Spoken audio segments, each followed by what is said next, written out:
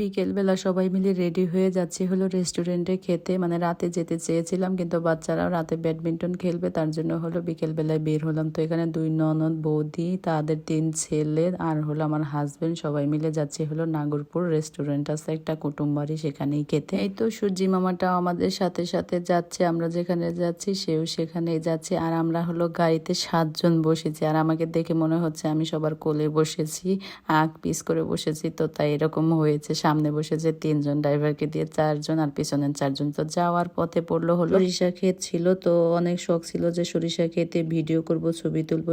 তবে সেই শখটা আজকে হঠাৎ করে পূরণ হয়ে গেল। মানে রেস্টুরেন্টে খেতে যাচ্ছিলাম, হঠাৎ করেই পাশে দেখলাম যে সরিষা ক্ষেত।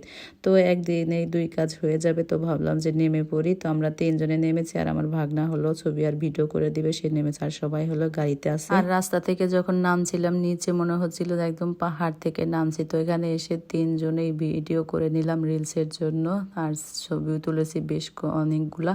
আর সরিষার ক্ষেতগুলো দেখতে এত বেশি সুন্দর লাগতেছিল। এখন তো সবাই, মানে কিছুদিন আগে গেছে কাশফুলের, এখন হলো সরিষা ফুলের সবাই ভিডিও তারপরে হলো ছবি দিচ্ছে। তো আমাদেরও সেই শখটা পূরণ হলো, সবাই মিলে ছবি টবি তুললে এখন হলো চলে যাব আবার রেস্টুরেন্টের উদ্দেশ্যে।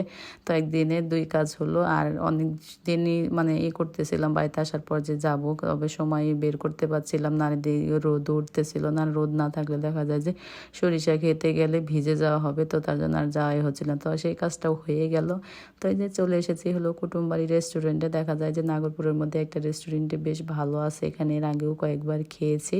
তো আজকে সবাই মিলে চলে আসলাম। এখন তো প্রায় সন্ধ্যা হয়ে যাবে, একদম অন্ধকার অন্ধকার লাগতেছিল, চারদিকে কুয়াশা।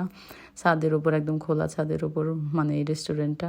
এই খাবারগুলো বেশ ভালোই, এর আগে কয়েকবার খেয়েছি, তো তার জন্য আজকে ওইখানে আসলাম। খাবারে অর্ডার করেছিলাম নান রুটি, তারপরে চিকেন গ্রিল আর একটা চিকেনের আইটেম। এই দিয়ে খাওয়া দাওয়া শেষ করে আমরা হলো বাড়িতে চলে যাব। আর এসেছিলাম তো বিকেলবেলা, যেতে যেতে বেশ রাতই হয়ে গেছিলো।